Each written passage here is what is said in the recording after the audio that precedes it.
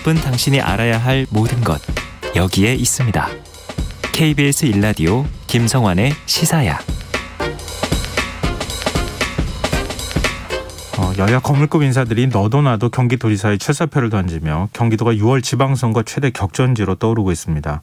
하지만 일각에선 중량감 있는 후보를 내세워 당선 유불리만 따지는 정치권의 행태에 대한 비판의 목소리도 나오는데요.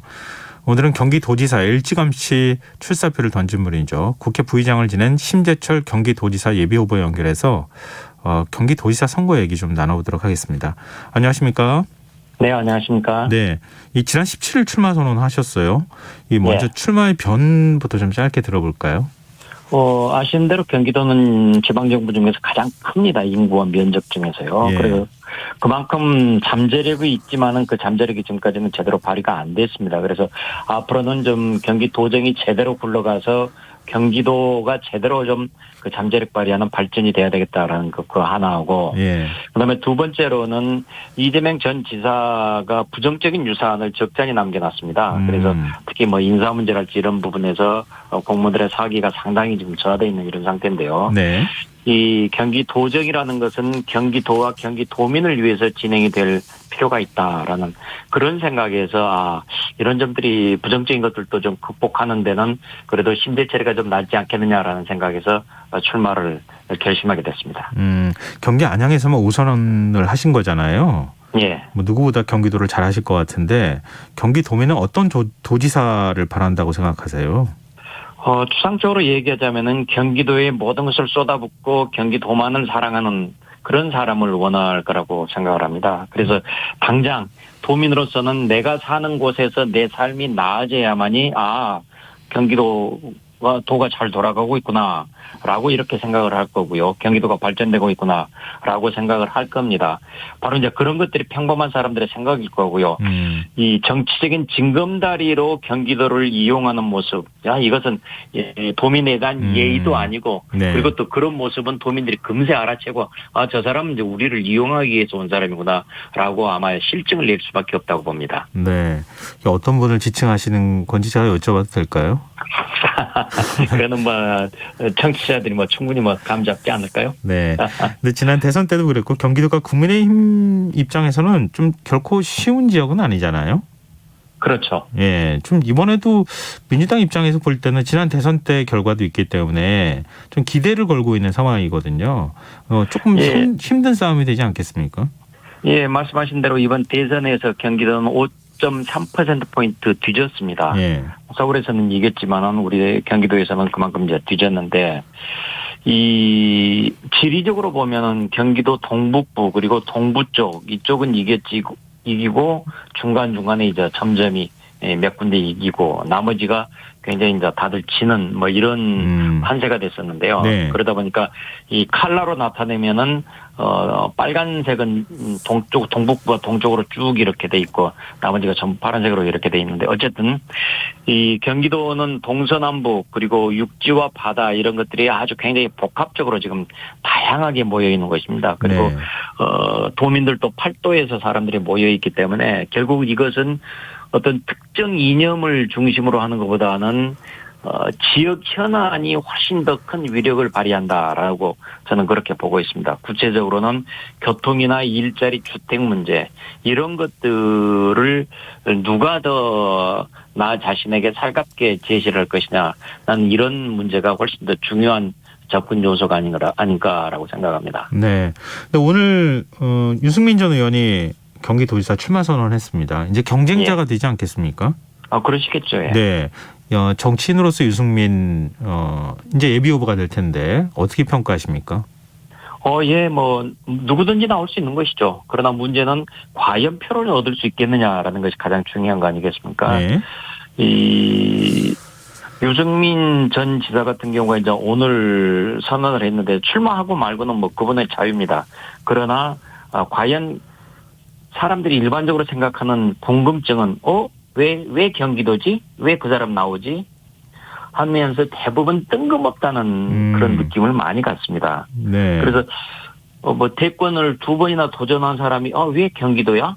라고 이렇게 지금 의아해하는 것이죠. 그리고 그 의아해한다는 얘기는 정치에서는 명분이 굉장히 중요한데 그 명분에서 사람들을 쉽게 설득을 못한다 이런 얘기입니다.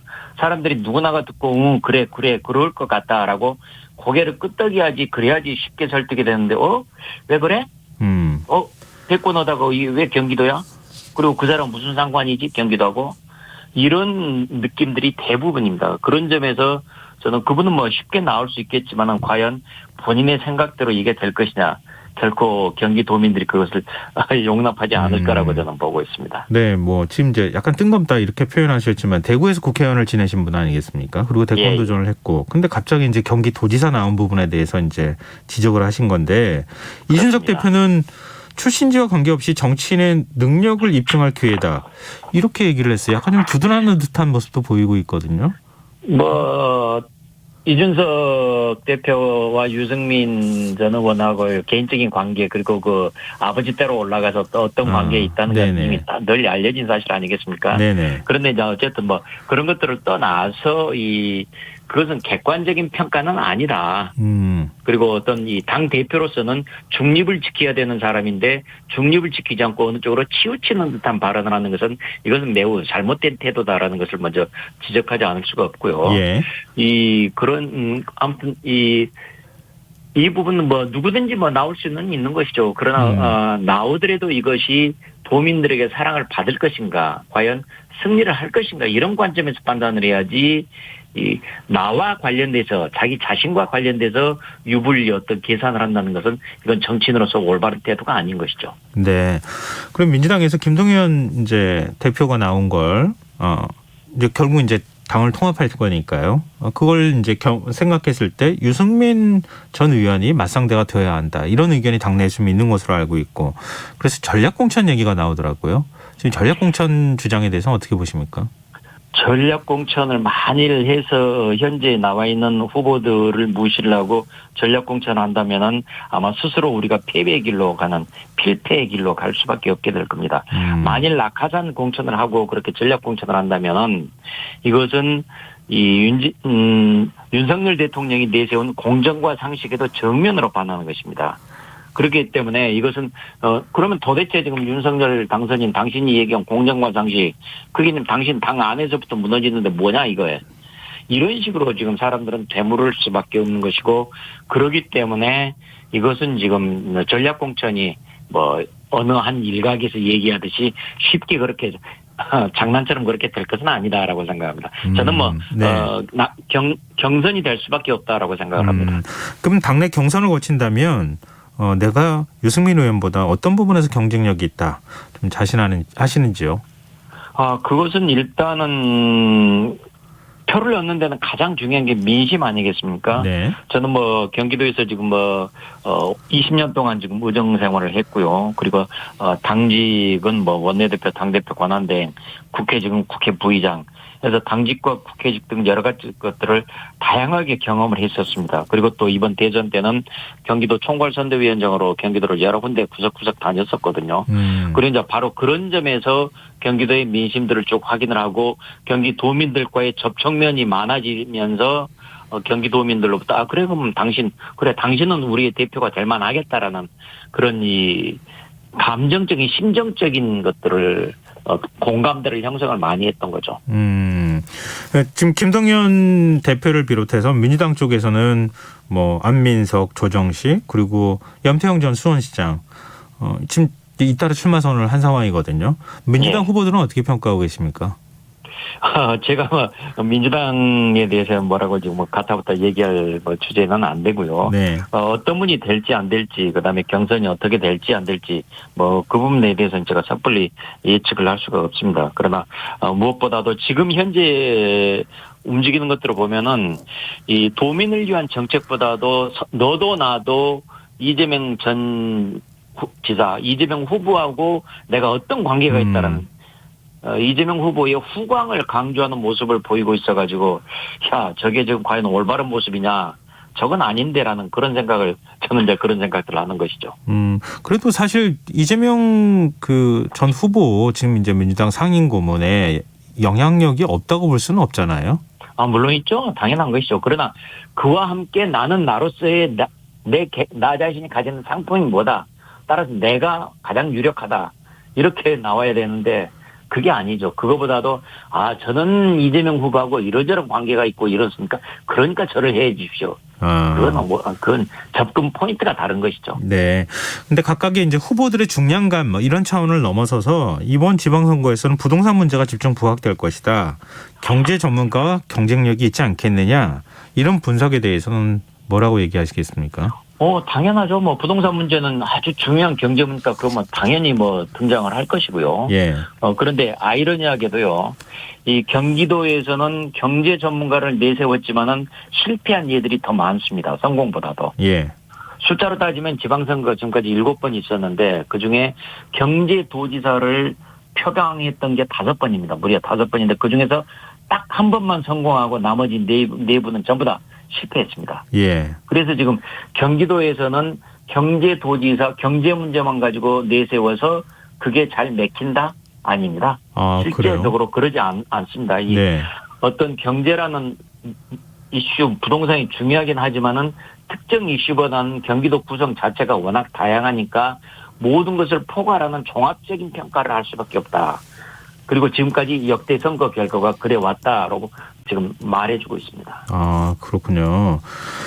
그리고 이번 지방선거는 새로 출범하는 윤석열 정부에 대한 평가가 아무래도 표심에 영향을 미칠 수 있을 것이다. 이런 얘기가 나오거든요. 그럼 물론 그렇겠죠. 예, 역으로 얘기하면은 민주당 입장에서는 윤석열 정부에 대한 평가가 박하게 나오면 견제 심리가 작동해서 민주당 쪽에 유리할 것이다. 이렇게 주장을 하고 있는데요. 근데 그거 관련해서 좀 여쭙고 싶은데 인수위가 추진 중인 집무실 이전, 또 이준석 대표 장애인 시위 폄하 논란 이런 부분들 어떻게 지켜보고 계십니까? 저는 뭐 그런 부분들이 지금 어떤 이런저런 논란들이 커지지 않았으면 하는 바람이었지만 그러나 이 부분들이 커진 데 대해서는 부분적으로는 민주당 쪽에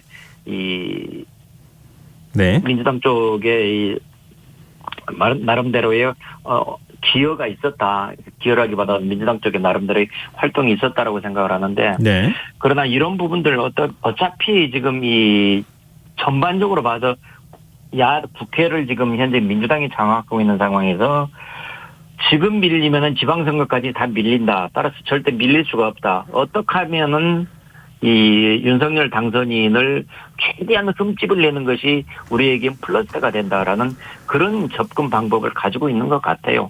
그러니까 단지 이제 지방선거를 바라보는 것이죠. 그리고 지방선거 때문에 우리는 최대한 흠집을 내고 우리들이 이 점수를 얻을 수 있는 것은 최대한 얻어야 된다라는 이런 생각 때문에 지금 이렇게 접근하고 있는 것 같은데 그러나 이런 것들은 결국은 5월 9일 날 취임을 하게 되면은 굉장히 분위기들이 많이 바꿔질 거라고 저는 보고 있습니다. 네. 근데 지금 윤석열 당선인에 대한 일종의 이제 평가라고 해야 돼, 지지라고 해야 되나요? 이거는 지금 50% 미만으로 내려가 있는 상황이다. 이런 여론조사 결과들이 잇따라 나오고 있는 상황이거든요. 근데 이거는 어찌 보면 집무실 이전 문제나 또 이준석 대표 장애인 시위 폄하 문제나 이런 게 꼭 민주당에서 문제 제기를 했기 때문에 그런 평가가 나오는 것만은 아니지 않습니까? 물론이죠. 그래서 이제 저희들이 좀 더 잘할 수도 있었는데, 이제 그러지 못한 부분들도 분명히 존재는 하는 것이죠. 예. 그렇지만은, 이제 어떤 이슈가 더 커지고, 그 다음에 이 논란의 중심으로 되고 하는 이런 부분들에서는 당사자뿐만 아니라 상대방에서의 반응들, 그리고 이제 이런 것들에 대한 여러 가지 종합적인 작용들, 힘의 작용들, 이런 것들이 분명히 이제 작동을 하는 것이죠. 그래서 저는 이제 그런 대목들을 얘기를 하는 것이고, 저희 당에서 스스로 준비를 하고 부족한 부분들, 이런 것들은 당연히 저희들이 지적받아야 마땅한 것이고, 좀 더 조심해야 된다는 겸손함을 우리들이 가질 수밖에 없는 것이죠. 네, 알겠습니다. 오늘 말씀 여기까지 듣겠습니다. 말씀 고맙습니다. 네, 감사합니다. 예, 지금까지 심재철 경기도지사 예비 후보였습니다.